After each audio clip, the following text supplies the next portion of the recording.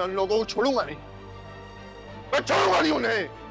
Drama serial पत्थर दिल की आने वाली एपिसोड में आप देखेंगे कि किस तरह से निम्रा अपने ससुराल से भागकर किस तरह वो अपने घर में पहुंचती है। तो उसके भाई का इसकी हालत को देखकर बहुत ज्यादा बुरा हाल हो जाता है। हनान अपनी माँ से कहता है कि अम्मी मैं उन लोगों को छोड़ूंगा नहीं जिन्होंने मेरी बहन का ये हाल किया। तो वो कहती है कि कहाँ पर तुम ढूंढोगे, उनका कोई अता पता है। तो हनान इस बात पर बहुत ज्यादा मायूस होता है और बताता है कि किस तरह से हम लोगों ने जारा के साथ ये सलूक किया और अब हमारी बेटी के साथ भी यही सलूक हो रहा। तो उसकी माँ कहती है कि कोई उनका अता पता ही कर लो, क्योंकि उसकी बेटी तो बहुत ज़्यादा नादान हालत में इन लोगों को मिलती है और बहुत ज़्यादा अफसरदा होती है। इधर जब जैसे ही वलीद की मंगनी होती है तो मनाहल की तबीयत बहुत ज़्यादा ख़राब हो जाती है। जब डॉक्टर को बुलाते हैं तो डॉक्टर कहती है कि इसने बहुत ज़्यादा स्ट्रेस लिया है। मनाहल बेसुध पर ऐसे कोई होश नहीं है, क्योंकि उसने वो भी वलीद को पसंद करती है, सिर्फ कहती नहीं है।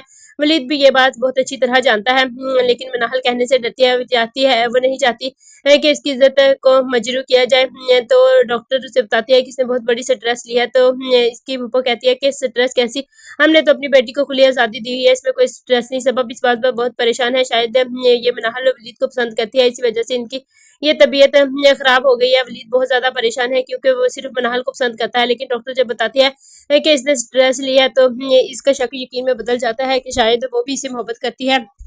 लेकिन ये बात सच है, वलीद बिल्कुल ठीक समझ रहा है, मनाहल भी इससे बहुत ज़्यादा मोहब्बत करती है, इसी वजह से इसका ये हाल हो गया।